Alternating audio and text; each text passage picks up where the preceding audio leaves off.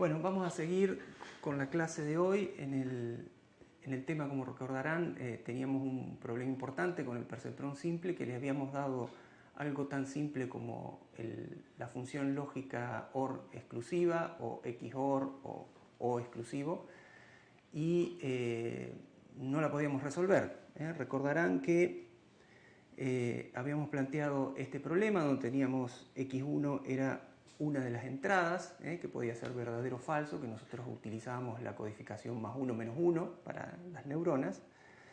Teníamos la otra entrada, X2, y habíamos dicho, bueno, por dónde podíamos pasar la recta de decisión del perceptrón simple, de manera que resuelva este problema. Dijimos, bueno, lo podemos pasar por acá, pero resulta que nos queda todo un plano mezclando zonas donde tiene que dar +1 con donde tiene que dar -1.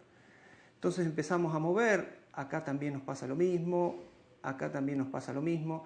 Por lo tanto, veíamos que con el perceptrón simple no podíamos resolver este problema, valga la redundancia, tan simple como del O exclusivo.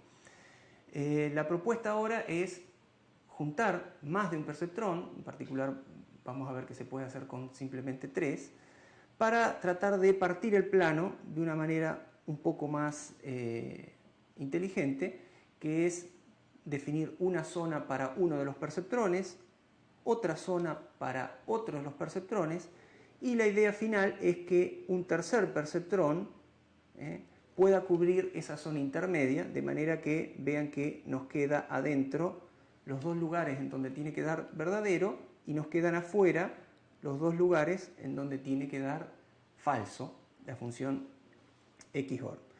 Entonces vamos a comenzar, vamos a definir un perceptrón A y un perceptrón B, que van a ser los dos primeros, y después vamos a hacer un tercer perceptrón C, que es el que va a dar la salida final de la red neuronal. Para el perceptrón A, fíjense, lo que vamos a hacer es separar un primer semiplano, o sea, una primera región del plano, vamos a poner una recta ahí, y vamos a hacer que en toda esta zona, toda la zona que queda por arriba, por ejemplo de +1, y en toda la zona que dé para abajo me dé -1. Observen que este perceptrón no resuelve bien el problema porque está dando +1 también para este caso, que tendría que dar -1. Entonces, esa es una fase, una parte de la resolución del problema. Vamos a definir un segundo perceptrón. Acá dejé en verde marcado el primero.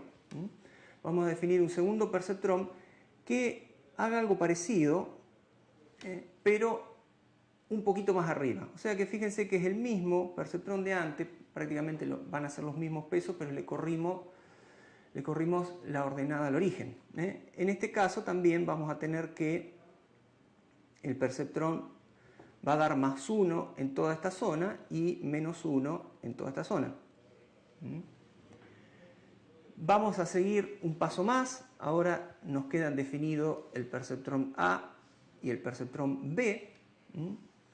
Y fíjense, en la zona en donde el perceptrón A da 1, esta zona de acá, y en la zona en donde a la vez el perceptrón B da -1, es donde tenemos la intersección de esas dos zonas que nos interesan. Entonces tendríamos que estar pensando en un tercer perceptrón que trabaje bien en esa zona de interfaz, que junte esas dos salidas. Así es como vamos a idear un tercer perceptrón, como decía al principio, con la idea de que decida bien, o sea, que dé +1 en esta zona de intersección, en donde uno daba +1 y el otro daba -1, y que dé -1 en cualquiera de los otros casos. Ese va a ser nuestro perceptrón C, el perceptrón que va a dar la salida final. Entonces vamos a ver cómo podemos construir ese perceptrón C. Tenemos que pensar en las salidas de los dos perceptrones anteriores, del A y el B. ¿Y qué hacer con esas salidas del perceptrón A y del perceptrón B? Entonces vamos a considerar la salida del A y la salida del B.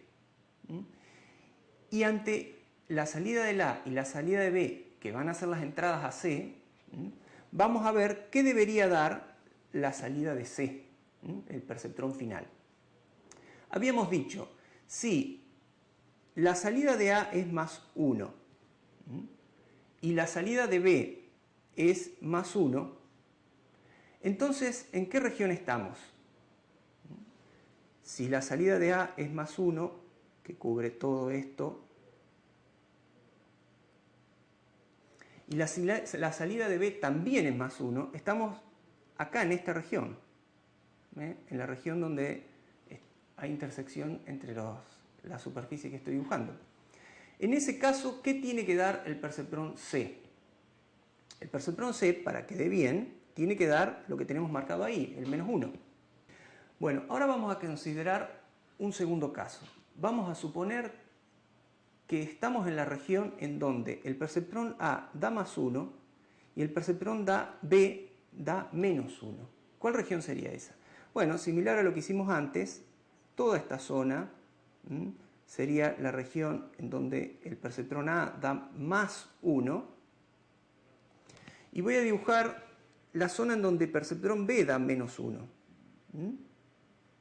Fíjese en la intersección, donde quedan los rombos. Esa franja es la franja que nos interesa. ¿Y qué esperamos que dé nuestro último perceptrón, el perceptrón C?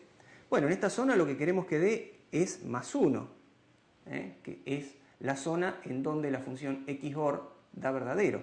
Así que para esa zona le vamos a pedir más 1. Finalmente, hay otra zona que nos interesa, que es la zona en donde ambos perceptrones dan menos 1. Tenemos menos 1, menos 1, que ¿dónde sería? Sería en esta zona donde A y B dan menos 1. Lo voy a hacer con una sinusoide. En ese caso, ¿nosotros qué queremos? Queremos que la salida del perceptrón final, el perceptrón C, sea menos 1. Entonces, fíjense que con este simple análisis nos hemos armado una tablita de verdad y en función de esa tablita de verdad es que vamos a tratar de diseñar el perceptrón C.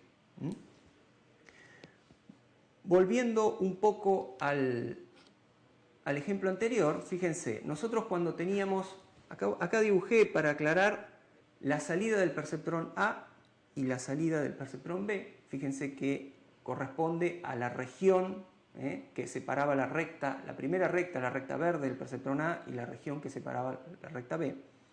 Habíamos dicho que cuando ambas eran positivas, la salida del perceptrón C tenía que ser menos 1. Cuando teníamos A positiva y B negativa, ¿se acuerdan que era la franja intermedia? Era esta parte que nos interesaba que dé más 1.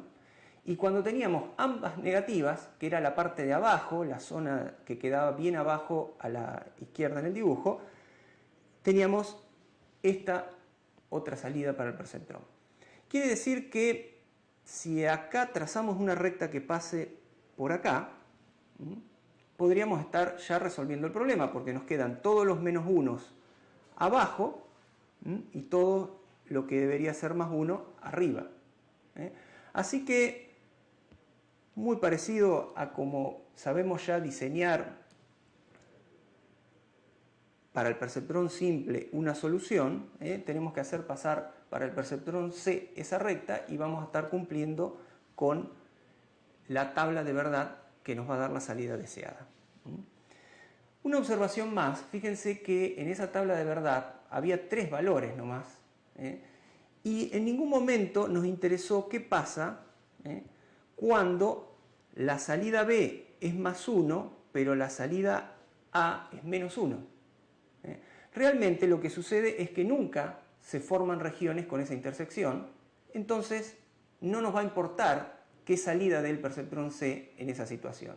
Por eso acá yo puse una X porque realmente no nos interesa. Las situaciones que se pueden dar son las que tenemos dibujadas acá, que son las 3 posibles intersecciones de esos semiplanos, y esas son las que nos queremos asegurar de que dé correctamente la salida el perceptrón C. Bien, así que dijimos que la recta del perceptrón C tendría que pasar aproximadamente por ahí. Podemos tomar un punto de referencia. Fíjense que también tenemos una pendiente de 45 grados y tenemos una ordenada al origen de más 1. O sea que cuando y sub b se haga 0, esto va a tener que valer más 1.